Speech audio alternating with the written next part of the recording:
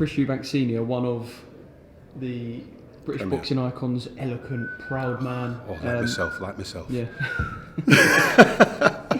You didn't hear me agree there. No messing about. Tell us a story that happened between you and Chris.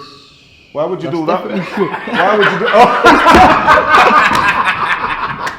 I thought it was on my team. I'm like, listen, watch this. You sit with me for this story. You know what I mean? If you don't mind, no, we'll do it. You sit with me for this story. Oh, I've been waiting about 5 minutes for this to start. How like that? Basically, the move is Darren, right? So he's telling me 3 stories. This is the third one. 3 stories. The last one was him knocking up Paul Sykes in the changing room and putting him in the shower.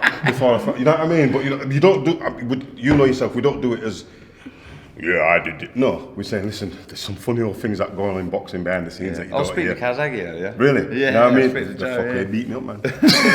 He's like, listen. I hope he spoke well of me, if anything. Well, if he didn't mention me, that's good. No, I didn't. Right, fair enough. It was a quick phone fair call. Enough.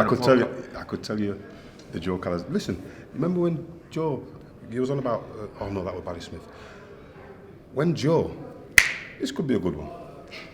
When Joe challenged Chris Eubanks for his WBO, he was unknown, you know. Yeah. Listen, he was unknown in Wales. I went to Wales to spar him. And I'll tell you what, interestingly enough, is this on?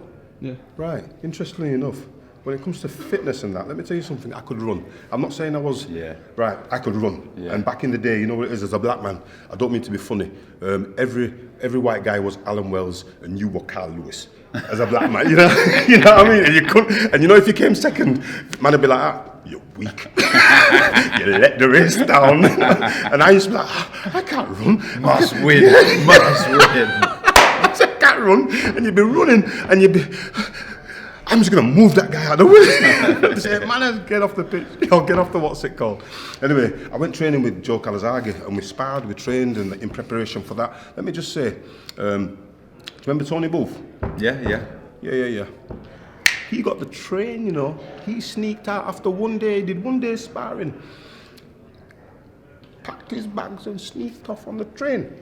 The only reason why I say that is because in his comic, let's call it a book then, in his book he said that he saw me getting bounced upside down off Joe Calzaghe. And that's no disrespect to Joe, but Joe knows, and that's why, you know what I mean, Joe, when we look at each other in the eye, there's still a certain good respect there. Yeah, cool. Right, you know, and next thing you know, I get a call from whoever to go to Wales to spar Calzaghe. And I was preparing for an area title fight, and all I wanted to do was have the word champion behind me. You understand what I mean? Yeah. Right then, so I went to Wales. I had a chance to either spar Joe Calzaghe or Crawford Ashley from Leeds. Crawford asked me if I'd go down to London and help him prepare for somebody or the other. I think good fighter, Crawford, wasn't he?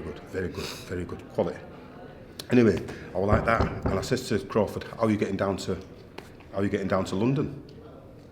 Because Crawford would have been very, very good sparring, a good challenge. You know, the more challenge you get. Was you still super middleweight? Yeah.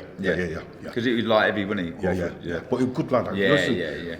Next thing you know, Crawford said to me, I said, how are you getting down there? Now, Crawford used to drive some real good cars, big Mercedes AMG and this, that, and the other. You'd see him and you'd be like, yo, talk to me. You know what I mean? We're Leedsmen, you know what I mean? But he was classy, he was smooth. So anyway, I said, how are you getting down there? And he went, I'm going to drive down there. And that, straight away, made my mind up. I'll go to Wales. Yeah. Because if you're driving down there, that's not really the attitude I want. I want to hear you're getting on the train and you're going to get your bag on your back and you're going to go down there and you're going to prepare. You know what I mean? Yeah. Right, and so when he said he's driving down, I thought, nah, I'll go to Wales. And that's got on the train, gone to Wales, meets Joe, starts training, this, that and the other. Had some good sparring. As you know, Joe wasn't always sparring. But what he'd do a lot of technical work and listen, a lot of it wasn't hard. When I say it wasn't hard sparring, it was difficult because he was like, but he wasn't looking to take your head off and he wasn't looking to kill you. And what you've got to remember is I'd previously fought Joe. Yeah.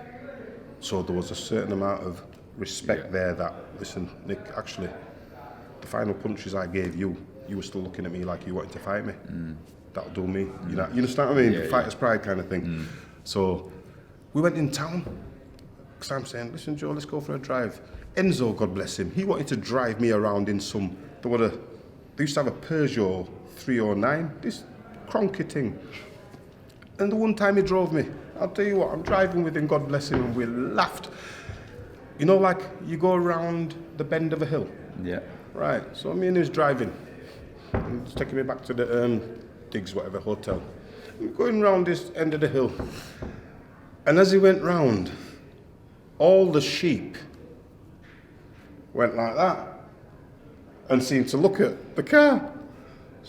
Welsh sheep shaggers and all that. So I am crying in the car. He's like, what's wrong? What's wrong?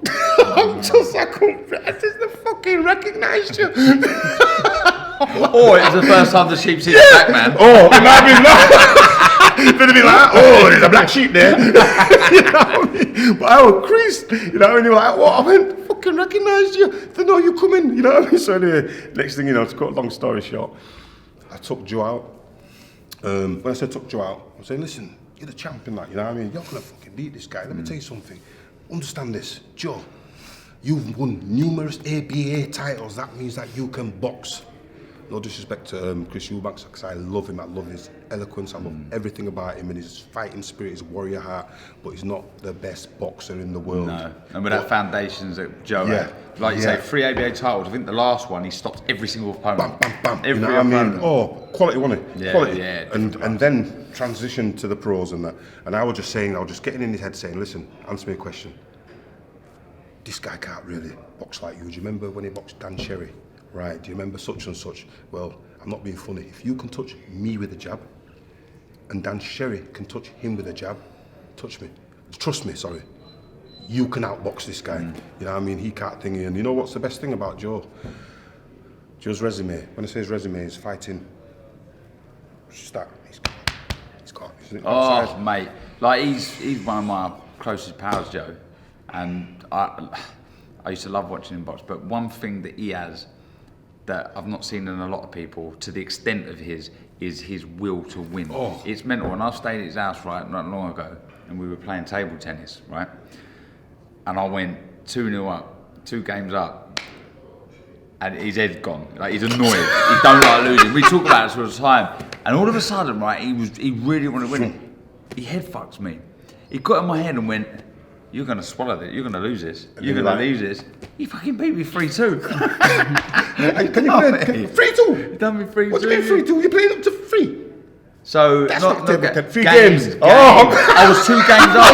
I was 2 games up. Why that's not table tennis? He beat me 3-2. Can you play table tennis? Yeah. Are you half decent? I just beat someone then. Yeah. Yeah, but that's only one. Hold on a minute. They just said you're the governor. Yeah, he is. Oh, we got to play then. We got to play. Listen. I've just. Who's the part of the team? The little fella. Abby. Playing? Abby. Is it Abby? Yeah. I just batted him 21-10. No, he's my warm-up.